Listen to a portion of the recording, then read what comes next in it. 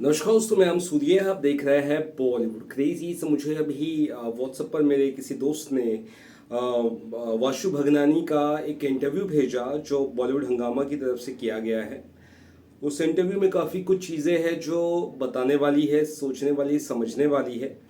उसे एक एक करके मैं आपको बताने वाला हूँ, क्योंकि आपको इतना पढ़ने का टाइम नहीं रहेगा इंटरव्यू, क्योंकि कम से कम मैंने 15 मिनट तो कम से कम दिए है पढ़ने में।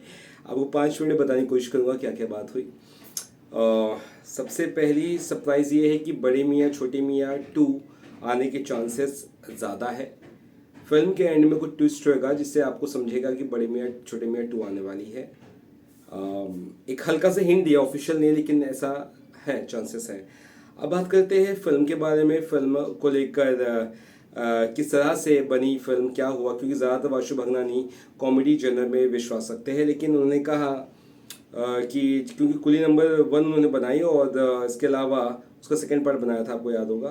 और एक और फिल्म बनाई थी उन्होंने, जुड़वा का भी रिमेक किया था। दोनों ही फिल्म बहुत ज़्यादा चली नहीं, शायद उन्होंने इसलिए सोचा कि बड़े में छोटी में जो कि कॉमेडी कैपर थी उसे रिक्रिएट किया जाए, लेकिन कुछ नई स्टोरी के साथ। और अली अकबर जफर से अच्छी खासी दोस्ती है वाशु भगनानी के बेटे जकी भगनानी की, तो वो वहाँ से आ गए। अक्षय कुमार के फैमिली मेम्बर, जैसे बेल बॉटम कई सारी फिल्मों में अक्षय ने काम किया है। मिस्टर रानीगंज वाशु भगनानी की ही फिल्म है, तो वाशु भगनानी ने अप्रोच किया और टाइगर श्रॉफ जकी भगनानी की अच्छी दोस्ती है, तो जैकी भगनानी ने उनको भी अप्रोच किया। तो इस तरह से अली अकबर जफर, टाइगर श्रॉफ, अक्षय कुमार साथ आ गए और पृथ्वीराज सुकुमारन भी टीम को देखकर, बड़ा स्टारकास्ट देखकर इस फिल्म में शामिल हो गए, जो एक कमाल के कलाकार हैं मलयालम सिनेमा के।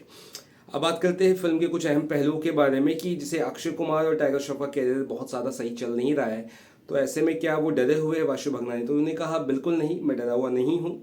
और उतार चढ़ाव तो फिल्म का हिस्सा है। शाहरुख खान की 5 से 7 साल फिल्में नहीं चली, उसके बावजूद उन्होंने 2023 में 3 फिल्में ब्लॉकबस्टर सुपरहिट फिल्में देकर कमबैक किया है। तो जब शाहरुख खान की 6-7 साल से फिल्में नहीं चली, उन्होंने इतना बड़ा कमबैक दिया है, तो टाइगर श्रॉफ और अक्षय कुमार क्यों नहीं कमबैक दे सकते बड़ी मियाँ छोटी मियाँ से?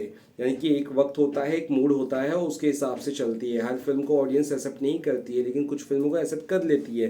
तो आज के टाइम में ऑडियंस का मूड अच्छा है, ऑडियंस फिल्में देखना चाहती है, अगर अच्छी फिल्में रहे तो। यानी कि शाहरुख खान का एग्जाम्पल देके उन्होंने सही कहा है, क्योंकि शाहरुख खान का उतार चढ़ाव आप सभी ने देखा, हम सभी ने देखा है। अब बात करते हैं मैदान की क्लैश के बारे में। बोला गया कि मैदान का क्लैश भी हो रहा है बड़े मियाँ छोटे मियाँ के साथ, तो क्या टेंशन है आपको स्क्रीन्स को लेकर, ये सब? उन्होंने कहा स्किन्स को लेकर हमें टेंशन बिल्कुल नहीं है, और ये कुछ अनफॉर्चुनेट है कि उनको भी इसी वक्त पे रिलीज़ करना पड़ रहा है, लेकिन मैं ज़्यादा कुछ बुरा नहीं मानूंगा, क्योंकि अक्षय और अजय वैसे भी बहुत पुराने दोस्त हैं। और जहाँ तक जैके बोनी कपूर की बात करें, जो मैदान के प्रोड्यूसर है, उनकी और मेरी, हम भी प्रोड्यूसर है, तो 25-33 साल से एक दूसरे को जानते हैं, तो उनकी कुछ मजबूरी रही होगी जो उन्होंने इस दौरान, ईद के इस दौरान रिलीज़ कर रहे हैं फिल्म। तो हमसे, हमारे लिए यही होगा कि जैसे मान लो 4,000 स्क्रीन मिलने वाली, तो 3,500 मिलेगी। ये 500 स्क्रीन का नुकसान होगा, लेकिन स्क्रीन कम हो ज़्यादा कुछ फर्क नहीं पड़ता, क्योंकि ऑडियंस कम स्क्रीन वाली फिल्में भी देखती है। जैसे कि 720 स्क्रीन पर रिलीज हुई थी बर्फी रणबीर कपूर की, तो भी उसने अच्छा खासा कलेक्शंस किया था। तो एक एज एन एग्जाम्पल उन्होंने कहा कि स्क्रीन कम ज़्यादा होती, फर्क नहीं पड़ता, ऑडियंस किस तरह से उसे एक्सेप्ट करती है उस फिल्म को, वो ज़्यादा फर्क पड़ता। तो उन्होंने एक बहुत अच्छी खासी बात कही है, तो वो बिल्कुल टेंशन में नहीं है। उन्हें यकीन है कि ईद पर फिल्म चलने वाली है।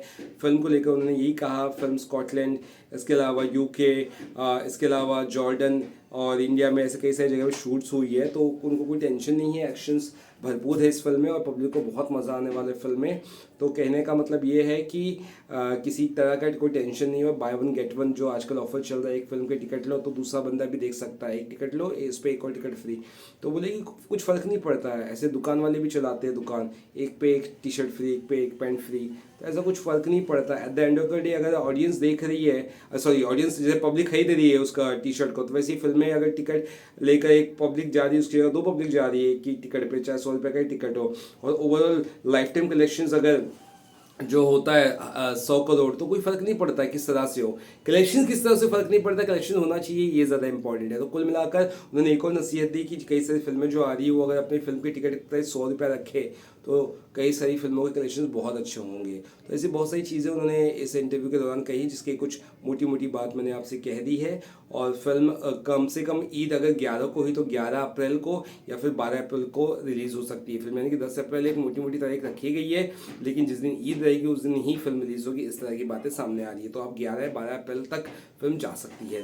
तो आई थिंक बहुत सारी बातें मैंने कवर कर दी है। सबसे बड़ा और इंटरेस्टिंग टॉपिक यही है कि बड़ी मेरी छोटी मेरी 2 भी आ सकती है, उसका एक हिंट शायद मिलेगा। एक ऐसा डायरेक्टर ने हल्का सा क्लियर कर दिया है इस इंटरव्यू के दौरान। तो आई होप आपको वीडियो अच्छा लगा। दोस्तों वीडियो अच्छा लगा तो चैनल को ज़रूर सब्सक्राइब करिएगा। तो फिल्म को लेकर टेंशन मत लीजिएगा, फिल्म बहुत धमाकेदार होने वाली है और कोई टेंशन किसी तरह से रखिएगा मत। मुश्किल से 20 दिन बाकी फिल्म की रिलीज़ को लेकर और एक्साइटमेंट बहुत ज़्यादा है। धन्यवाद।